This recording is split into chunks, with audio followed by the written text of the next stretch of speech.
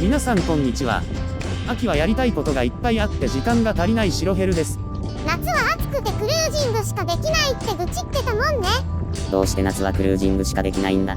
クルージングは風をいっぱい受けるから技の練習より涼しくてやりやすいんだよ。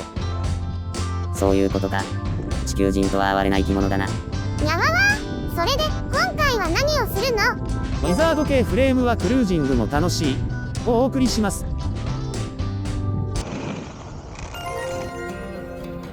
定期的にクルージングネタが出てくるな。クルージングネタは人気ないんでしょ？いや、僕が思ってるより見られているみたいでちょっと意外なんだよね。今回のテーマはウィザード系フレームでクルージングするってことだよね。そう、一般的には大径三輪がクルージングに最適って言われているよね。僕も昔は 100mm 三輪とか 110mm 三輪とかでクルージングしてたんだよね。でもウィザード系のフレームを手に入れてからこっちの方がクルージングも楽しいなって思うようになったんだ。クルージングの楽しさといったらまず爽快感じゃないかな。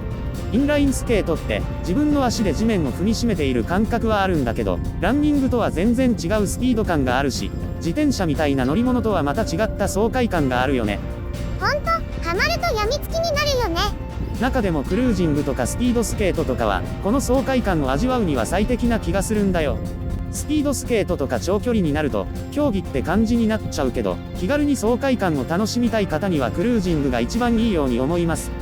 白ヘルさんらしくゆるーく楽しみたいってことだな。わかったからさっさと本題に入れ。ウィザード系のフレームってざっくり分けて2つあると思うんだ。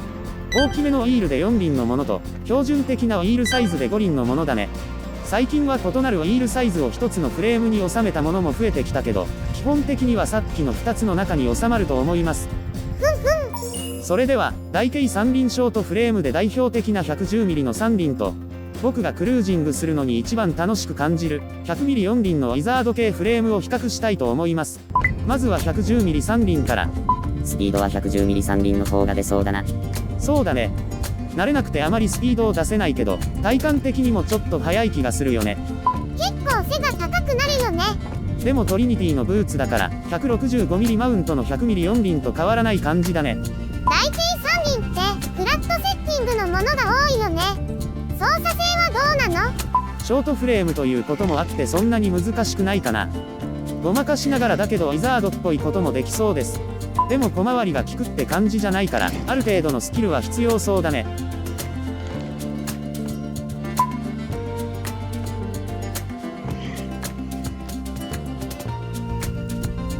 次はウィザード系 100mm4 輪だな。僕が使っているのは NN スケートの浪人フレームです。金属も分厚くてなんか重そう。しかもウィールが1個多いしな。ウィザード系フレームはしっかりした作りのものが多いから他のフレームに比べると重くなりがちだね。クルージングだと持久力がいりそうだな。僕がいつも滑っている20キロくらいなら大して問題じゃないけど、それ以上距離を伸ばすと厳しく感じるかもしれないね。スピードはどうだ？僕には十分すぎていつもちょっとセーブして滑ってます。安定感があるからついスピードを出しすぎる傾向にあるからね。操作性はどう？ウィザード系フレームは基本的に全てロッカリングしているから見た目に反して小回りが利くんだよね。だからウィザードの技ができるんだな。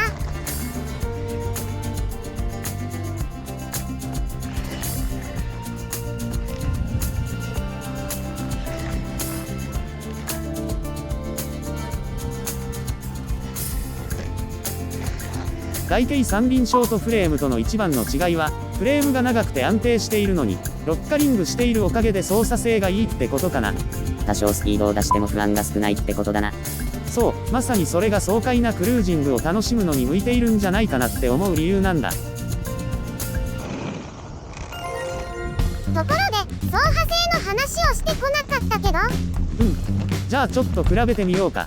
110mm 三輪ショートフレームと僕が一番走破性が高いと感じる 90mm 五輪のドラゴン XL フレームを比べてみようと思います。この 90mm 五輪のフレームもクルージングがむちゃくちゃ気持ちよくなるフレームです。えらく長いフレームが出てきたな。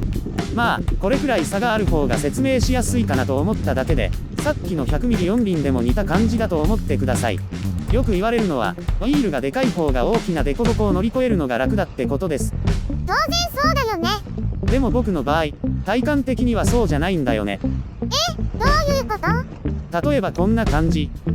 同じ大きさの障害物に乗り上げた時に、スケートが安定しているのはどっちかな？フレームが長い方が傾きが少ないな。そうなんだ。フレームが短いと最初から傾きが大きくなって一気に不安定になっちゃうんだよね。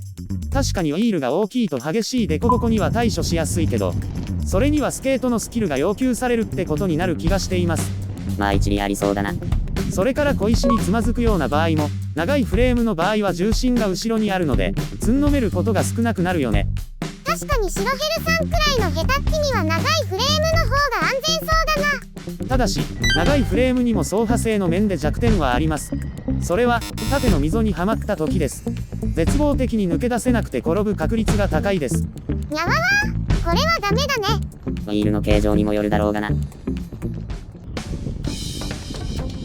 今回は、ウィザード系フレームでクルージングする楽しさをお伝えしたつもりですが、いかがでしたでしょうか？まあ楽しみ方やスキルによっては三輪の方がいい時もあるだろうな。ウィザード系の長いフレームも慣れが必要そうだから、どっちもどっちって気がするな。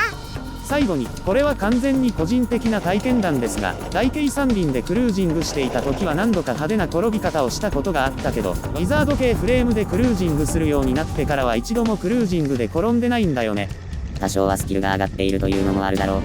大抵三輪を履くのが早すぎたんじゃない？確かにそういうのもあると思いますので、クルージングを始めてみようと思う初心者の方は参考にしてみてください。まあ自分で試してみるのが一番だがな。なわわということで、最後までご視聴いただきありがとうございました。次回の動画でお会いしましょう。チャンネル登録よろしくな。